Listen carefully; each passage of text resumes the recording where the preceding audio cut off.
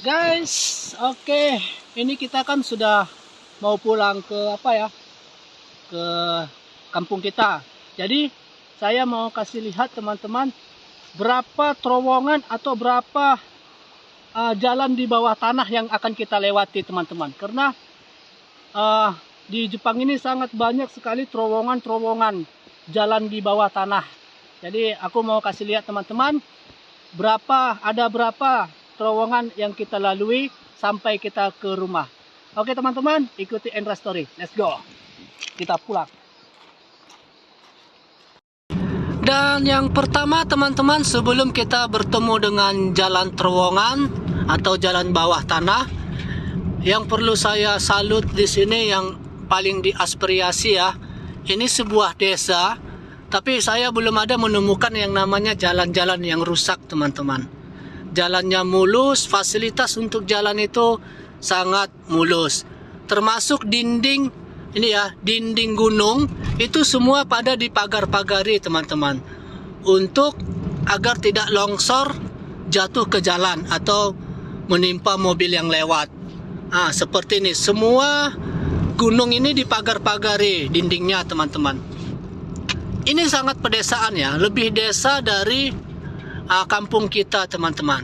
Karena kita baru selesai camping dan kita mau lihat berapa terowongan atau berapa jalan bawah tanah yang akan kita lalui sampai kita di tujuan rumah kita teman-teman. Nah ini dinding-dinding gunung itu semua pada dipagar-pagarin. Teman-teman bisa lihat ya. Dan jalan desa ini atau jalan lembah gunung ini, tempat camping ini tidak ada namanya jalan yang rusak. Jalannya semua mulus teman-teman. Oke, kita lanjut mencari jalan terowongan. Oke, dapat teman-teman. Kita hitung mulai dari sini ya guys. Ini Jepang ini unik. Jepang ini membangun jalan tidak mau neko-neko ya, tidak mau belok-belok. Main hantam aja, kira-kira ada penghambat dilobangin. Seperti ini, gunung ini. Nah, ini terowongan pertama yang kita lewati guys. Hitung ya teman-teman, 1. Dan berapa panjangnya? Dan berapa menit kita di dalam terowongan ini teman-teman? Maaf ya, karena saya ini menggunakan kamera HP Cina ataupun HP Oppo untuk ngonten, jadi gambarnya sedikit seperti ini guys ya, maklumin aja ya teman-teman ya. Dan kita masih di terowongan pertama, di dalam terowongan pertama guys.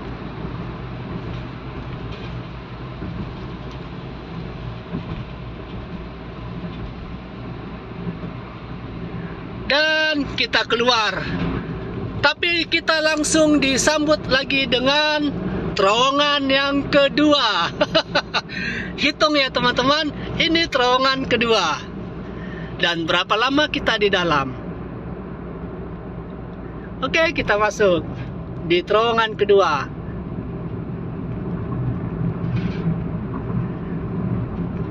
Sungguh hebat ya. Jepang ini kalau untuk fasilitas jalan sangat bagus sekali. Main lobang-lobangin aja teman-teman, di lobang-lobangi aja gunung ini. Oke, kita keluar. Itulah untuk terowongan kedua. Kita lanjut terowongan 3 dan ini suasana perjalanannya.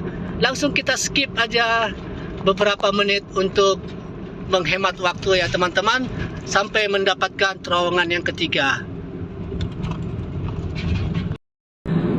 Atau memang di Jepang ini memang negara pegunungan ya teman-teman.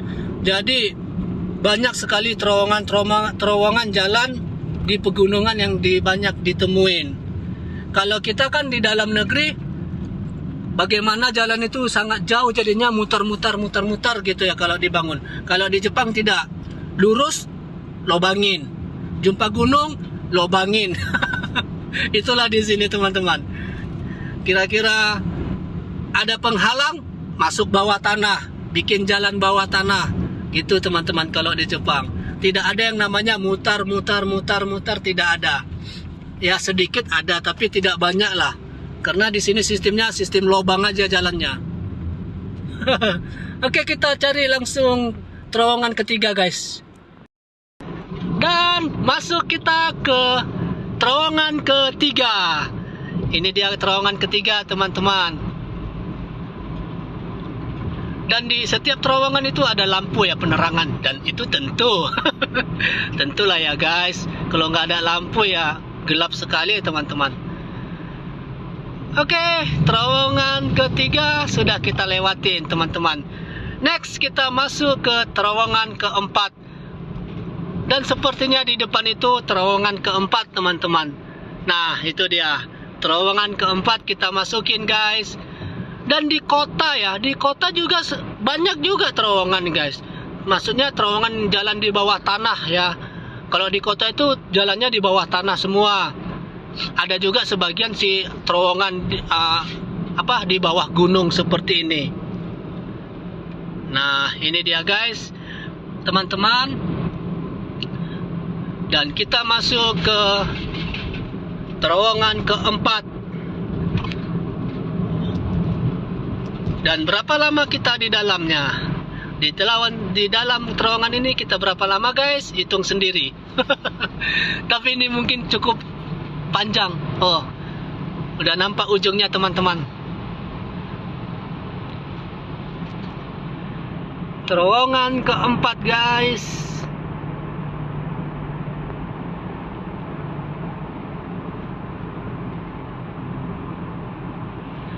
Oke, terowongan keempat sudah kita lewati teman-teman. Langsung saja kita skip, menghemat waktu untuk menuju terowongan kelima. Tapi sebelumnya, dan inilah suasana perjalanan kita pulang ke rumah. Dari sebuah desa pegunungan lembah teman-teman. Pegunungan lembah yang banyak area-area camping ground. Loh, sudah ada lagi terowongan. Ini terowongan kelima. Kita masuk terowongan kelima, guys. Main lobang-lobang aja ya di Jepang ini ya. Tidak mau membuat jalan yang belok-belok. Main lobang aja. Mantap lah, guys. Keren.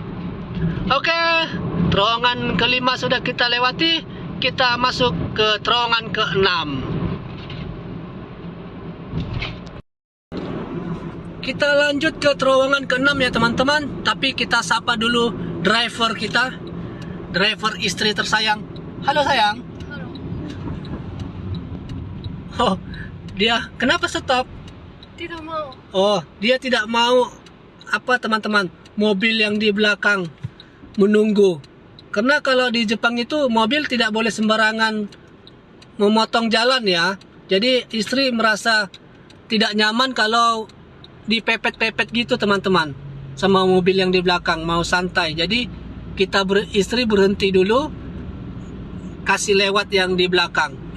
Karena kalau yang di belakang nggak boleh main asal apa aja motong teman-teman. Itulah di Jepang ini guys. Sapa dulu istri driver kita, sayang. Oke, kita lanjut terowongan keenam. Dan itu dia guys, sudah kelihatan untuk terowongan nomor 6. Masih dekat perjalanan tapi kita sudah melewati 6 terowongan guys. Dan ini yang keenam. Langsung saja kita masuk. Dan berapa lama kita berada di dalam?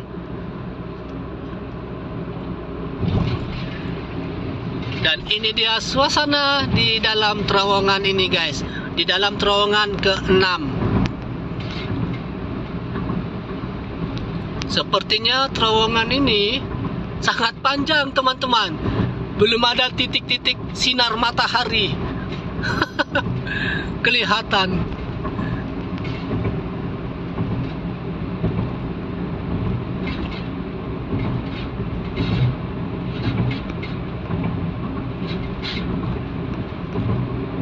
Oke, terowongan ke-6 sudah kita lewatin, teman-teman. Dan lanjutlah kita ke terowongan ke-7. Kita masuk ke terowongan 7, teman-teman. Dan ini dia sekilas suasana pedesaan ini, teman-teman. Ini desa apa namanya? Prefektur apa sayang? Nara. Ini namanya Prefektur Nara, guys. Prefektur Nara. Prefektur Nara itu salah satu juga prefektur terbesar ya. Setelah Osaka dan Tokyo, Nara juga prefektur atau provinsi yang lumayan besar lah, teman-teman. Kalau kita kan seperti Jakarta, Surabaya, Medan, seperti itu, teman-teman. Luas provinsi yang terbesar dan berpenduduk yang banyak. Lanjut kita masuk ke terowongan ke-7. Ini sepertinya terowongannya ada perbaikan, jadi sedikit ada antri untuk masuk, teman-teman. Ya benar, terowongannya ada perbaikan, guys. Dan ini petugasnya. Oke, kita masuk ke terowongan ke-7. Wah, ada air lembab jatuh. Ya, terowongan ke-7 sedang ada perbaikan, guys. Teman-teman bisa melihat petugas perbaikan terowongan ya tadi ya.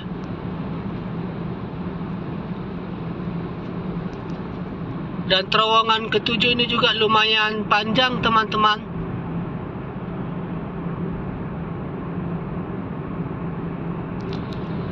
Dan sudah ketemu titiknya. Oke, kita lewati terowongan ke-7, guys. Dan langsung masuk ke terowongan ke-8 ya. Oh tidak, itu terowongannya sedang baru, atau terowongan baru, guys. Baru buat ya. Ini new terowongan, jalan bawah tanahnya. Tapi belum berfungsi, masih dalam perbaikan. Oke, kita lanjut ke terowongan 8, teman-teman. Sampai sejauh ini belum ada saya temukan yang namanya jalan yang berlobang, guys. Jalan yang berlobang.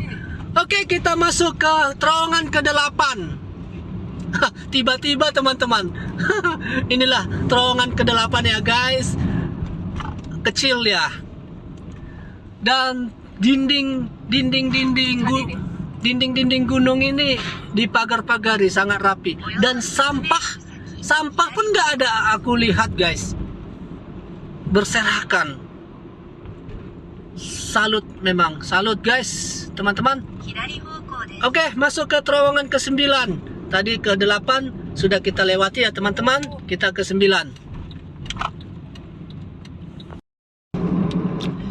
Guys, kita masuk ke terowongan ke-9. Wah. Ini dia terowongan ke-9. Dan terowongan ke-9 ini, teman-teman, sedikit kecil ya. Jadi tadi ditulis hati-hati.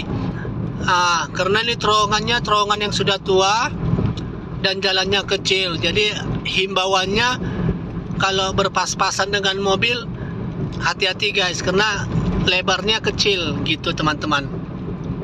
Dan ini dia suasana di dalam terowongan ke-9, guys.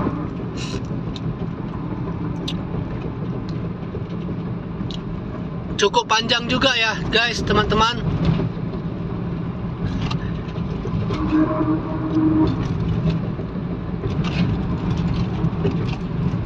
Dan penerangnya hanya satu lampu di tengah di atas, guys. Jadi ini terowongan yang sudah sangat tua juga ini sepertinya, teman-teman.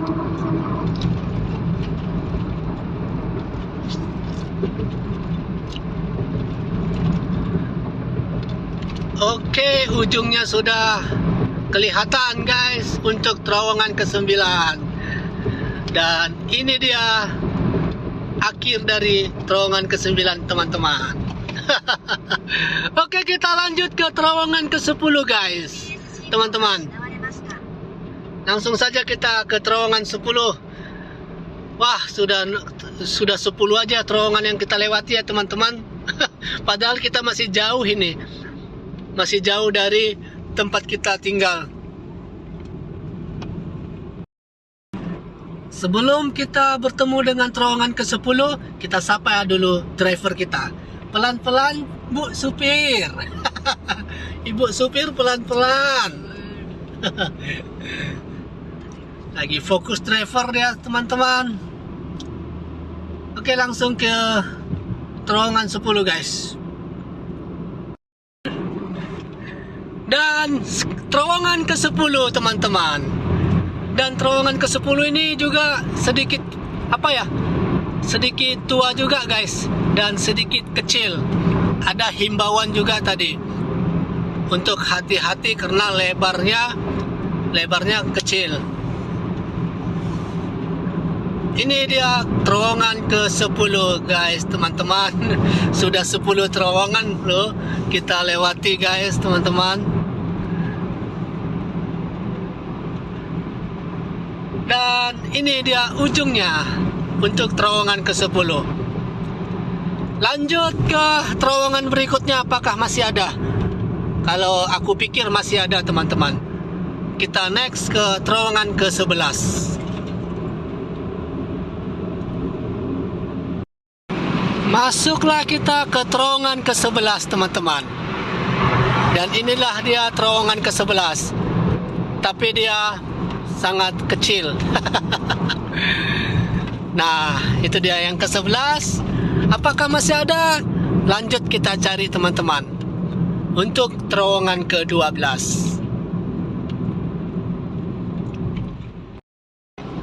Dan ketemu lagi di terowongan ke-12 teman-teman.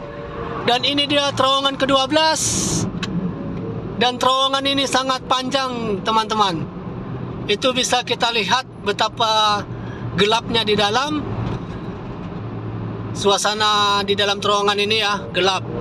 Dan mungkin ini terowongan yang panjang teman-teman. Berapa menit lah kita di dalam ini. Di terowongan ke-12 ini guys.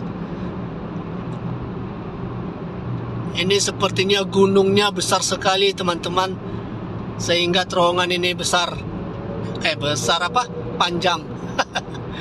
Oke, titiknya sudah ketemu. Untuk terowongan ke-12. Ada sekitar lebih kurang 1 menit kita di dalam. Dan disambut lagi dengan terowongan ke-13. Ini terowongan ke-13, tapi cuman kecil. Itu dia teman-teman, sudah 13 terowongan kita lalui. Apakah masih ada terowongan selanjutnya? Kita lihat ya guys, dan ini dia suasananya. Dan tetap saja ya, kalau kita lihat dinding-dinding dari gunung ini dipagar-pagari ya teman-teman. Dipagarin, lalu ada juga seperti ini dipagarin, lalu ada juga dicor, di semen.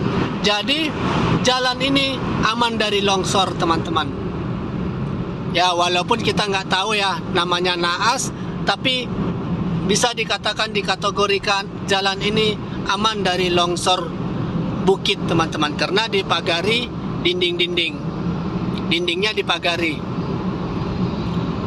Lanjut kita cari terowongan ke-14.